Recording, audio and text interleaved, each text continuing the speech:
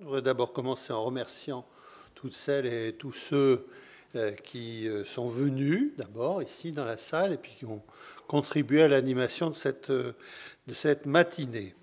Alors, en effet, je pense que nous avons bien fait avec Alexandre Gicquelot et avec Éric de Chassé d'organiser cette matinée parce que le moment est un moment important, c'est un moment charnière.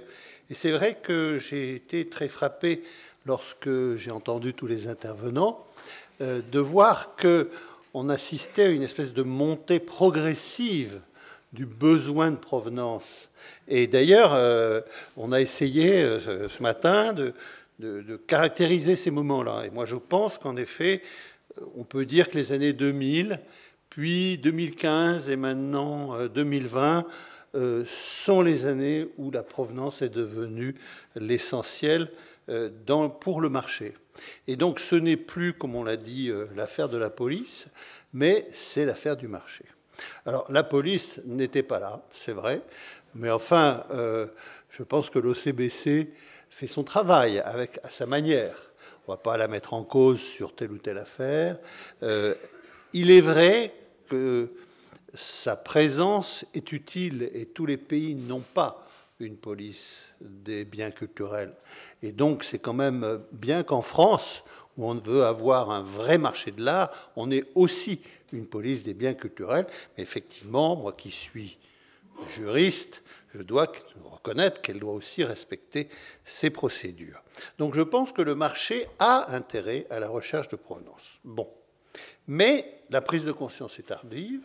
La prise de conscience est récente, et en fait, elle a commencé avec les biens spoliés, puis les biens coloniaux, et maintenant les biens volés à partir des fouilles.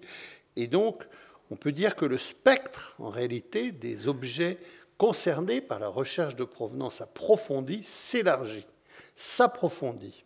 Et donc, on ne peut plus aujourd'hui l'ignorer, surtout si on est un acteur du marché de l'art. Alors maintenant, qu'est-ce qu'on va faire?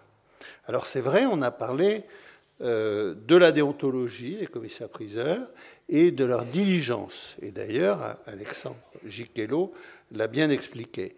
Mais quand bien même il y aurait cette diligence, il y a besoin d'outils.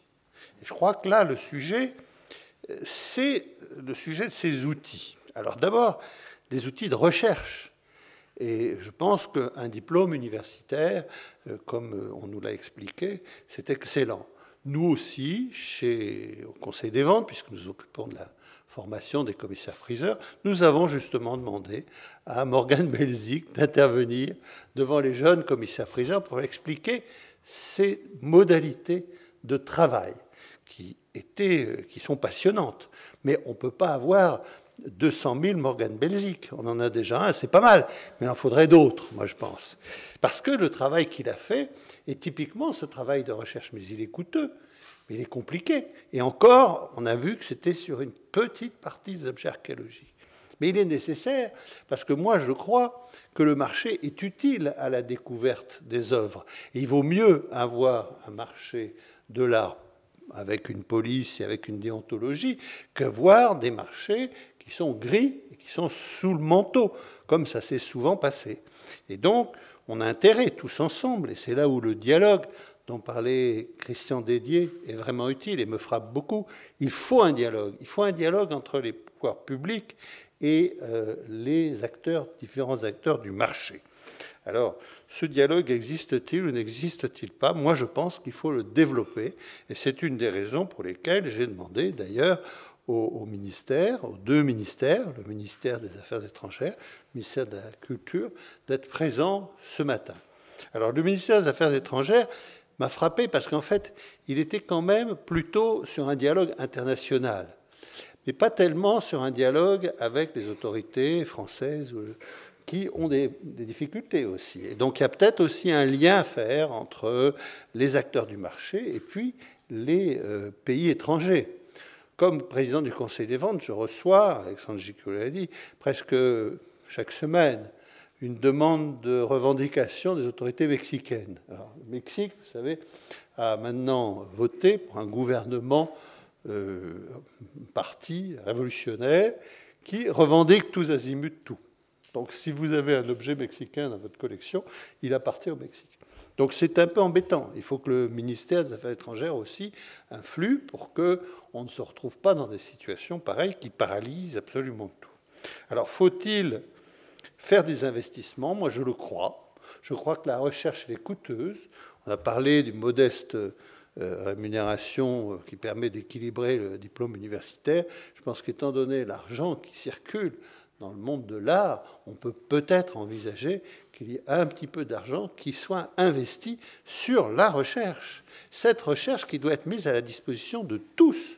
C'est pour ça que j'ai fait cette tribune dans les Échos au mois d'août pour dire on a des outils, les technologies, le numérique, la blockchain permettent de faire ce qui n'avait jamais été fait jusqu'à présent, le pedigree des objets et les décrire et les tracer.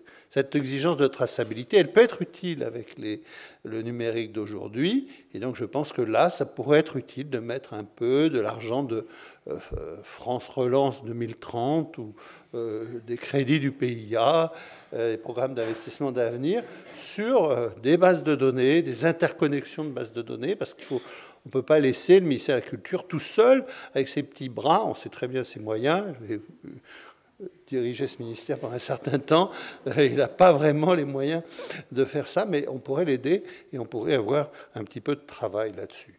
Alors maintenant, il y a la question de la loi cadre, pas de la loi.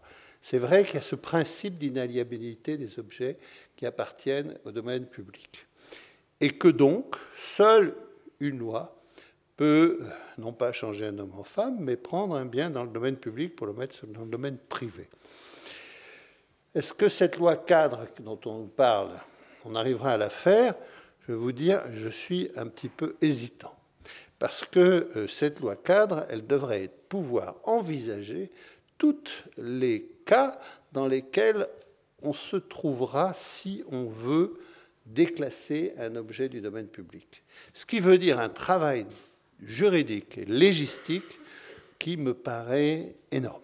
Donc je ne sais pas si on arrivera à cette loi cadre. Je sais que le Sénat a dit plutôt qu'il était contre et qu'il préférait les lois ad hoc. Je reconnais que les lois ad hoc sont complexes, mais au moins on a des dossiers sérieusement étudiés, travaillés, et sur un dossier ad hoc, c'est plus facile que sur une loi cadre. Donc moi, je ne suis pas vraiment sûr que l'on aura une loi cadre. Mais pour finir, je voudrais quand même rappeler que nous avons quand même la chance en France d'avoir des conservateurs, d'avoir des chercheurs, d'avoir des experts. Et que tous ces gens-là, c'est un acquis formidable pour la recherche de provenance. C'est un acquis formidable parce qu'on a vu le travail qu'a fait Morgan Benzik, mais les travaux qu'ont fait de nombreux chercheurs. On a parlé des registres, M. de Beiser a parlé ce registre des cachets. Enfin, il y a des quantités de choses que finalement on ignore parce qu'on ne sait pas où ils se trouvent. Il y a des archives formidables, on ne sait pas toujours où elles se trouvent, et elles permettraient de faire une meilleure recherche de provenance. Donc moi, j'appelle plutôt à ce que l'on s'intéresse enfin beaucoup plus à la vie des objets, que ce sujet de la vie des objets, qui est le fond, au fond, du problème de la provenance, soit vraiment un thème de recherche autour desquels on fait non pas seulement un petit colloque comme ce matin, mais on en fait beaucoup, et on peut mettre autour de la table tous ceux qui s'intéressent à ce sujet. En tout cas, je vous remercie de m'avoir écouté, je ne serai pas plus long, et je remercie tous ceux qui ont participé.